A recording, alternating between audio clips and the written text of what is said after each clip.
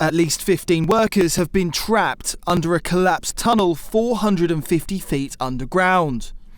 All communication was lost with the workers when the tunnel shaft caved in, 6 miles from the tunnel's sole access point. Los Angeles Emergency Services launched a daring rescue mission, not knowing the condition of the buried workers. Welcome everybody as you join us live on ABC7.com and our 24/7 streaming channels. Chris Christie up in Air 7 as we continue to follow a developing situation in the city of Carson. A mass casualty incident here with hundreds of firefighters on scene at an industrial complex. You can see a triage area being set up next to that shaft right there in the center of your screen. We understand that there are upwards of well over a dozen workers trapped inside of that shaft after some type of a workplace collapse inside of this facility. You can see a large shaft, and as we got a little steeper on it, looking vertically straight down, you can see that there was some liquid bubbling from the bottom. There was lots of apparatus appeared to be strewn along the bottom of that shaft. 100 firefighters scrambled to the scene in the Wilmington area of LA. But the 450-foot depth of the tunnel, paired with its 7-mile length, made it a complex operation. Up to 31 employees were feared to be under the rubble. Mayor Karen Bass said, "The city of Los Angeles has mobilized resources to the tunnel collapse in Wilmington. More than 100 LAFD responders have been deployed, including urban search and rescue teams. Thank you to all those who are acting immediately to respond to this emergency." The $630.5 million tunnel was built as part of an operation seeking to repair aging sewage pipes beneath the city. Firefighters have used a large cage to try to retrieve the trapped workers underground, planning to hoist them in groups of 8. Hours later, reports emerged that the first workers had been lifted out. What started out as a very frightening evening. I know when we raced down here, I was so concerned that we were going to find tragedy. Instead, what we found was victory. All of the men that were in that tunnel rescued, up, safe. We had an opportunity to speak with them. We had an opportunity to make sure that they were able to reach their family members. Their family members knew they were safe. There were many anxious family members who were here waiting to make sure that their relatives were okay. We spoke with the paramedics while the paramedics examined the men as they came up.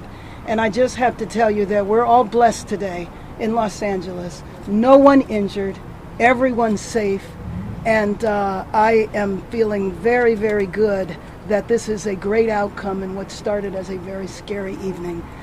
And tonight, we were lucky.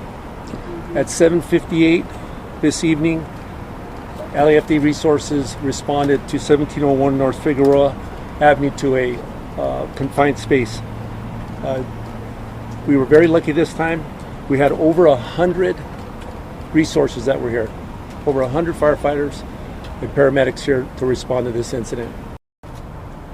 It was determined that a structure failure of the tunnel lining failed approximately 5 to 6 miles in, trapping that we thought 27 individuals.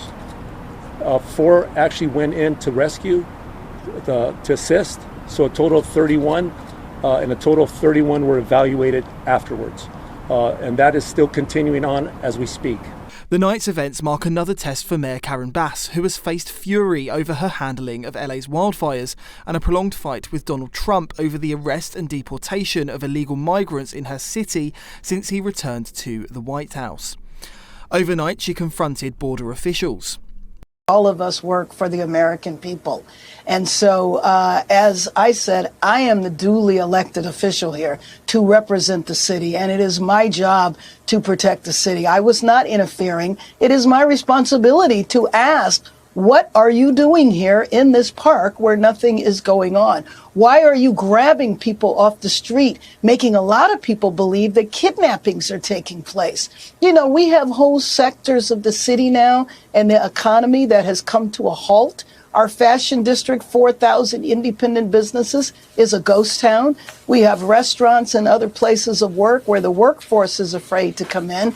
Having restaurant owners tell me that this is worse than COVID, So this is damaging to our economy. It's damaging especially to the children. And this is all about a political stunt. And I think it's really sad to disrupt people's lives. We don't know where people are taken. We don't know if they're in the state. They have no contact with their families, no contact with lawyers. They're held in inhumane conditions. They're held in mass cells with 300 people in them, and that are designed for, maybe 30 or so, multiple beds in the detention center, where they're only supposed to be held for a day or less, and they've been held there for many days and in some cases weeks. ICE had raided a park in LA, sparking fury among residents and the mayor herself. If they want to be peace, we tell the National Guard, the Marines, and all the federal agents, get the hell out of our city, go back to wherever the hell you came from. Here in Los Angeles, we're going to resist, we're going to defend our community. There has not been a single day since they started this that the community has not resisted, whether it's a protest, a march, defending a Home Depot. There's always something going on to defend the community. And so we're saying the resistance will continue. Now, you can spin it any way you like, but in my opinion, it's a political agenda of provoking fear and terror. Frankly, it is outrageous and un-American that we have federal armed vehicles in our parks when nothing is going on in the parks. I do not believe that anyone was detained. Maybe they were. But then again, I don't think the goal is to detain. I think the goal is to spread fear. I think that's what it is. It's to terrorize Angelenos. It's to say to immigrants that are in our city of immigrants that they need to stay home. They shouldn't go to work. They shouldn't go to school because we're coming after you. Bass said she'd fight Donald Trump in court to protect migrants and the city's autonomy. This is essentially an all-out assault against Los Angeles. The lawsuit is an attempt to overturn the will of the city, calling for a halt to long-standing policy to protect immigrant Angelenos. We are a city of immigrants who have had policies in place for decades. Ironically, originally, the law was for public safety, so the newly arrived immigrant population that was being preyed on by criminals would feel safe in reporting crimes to law enforcement. As the city attorney said yesterday, our city remains committed to standing up for our constitutional rights and the rights of our residents. We will defend our ordinance and continue to defend policies that reflect the long-standing values of our city. We know that Los Angeles is the test case, and we will stand strong. And we do so because the people snatched off city streets and chased through parking lots are our coworkers, our neighbors, our family members, and they are Angelenos. Let me be clear, I personally won't be intimidated by these tactics. We will not be intimidated by these tactics. I will always protect Angelenos against the unwarranted and cruel actions of this administration. We say how the city is responding to this lawsuit, and in turn, how the city is going to be able to afford to respond to it. What the federal government should do is stay in Washington and remove the troops and do not have ICE raids in our city. That's what the federal government should do. Next. Next question.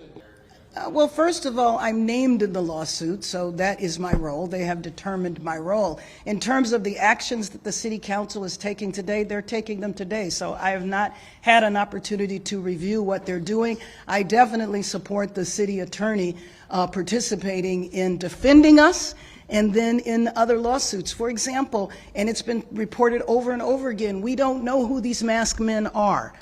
They're riding up and down the street, pulling people off the street, completely masked, wearing very dubious uniforms, not showing their ID, and so there is absolutely a push to allow to have that stop. Next. Yet the region's border control chief had no intention of leaving. The federal government is not leaving LA. I don't work for Karen Bass. The federal government doesn't work for Karen Bass. We're going to be here till that mission's accomplished, as I said, and better get used to us now because this is going to be normal very soon.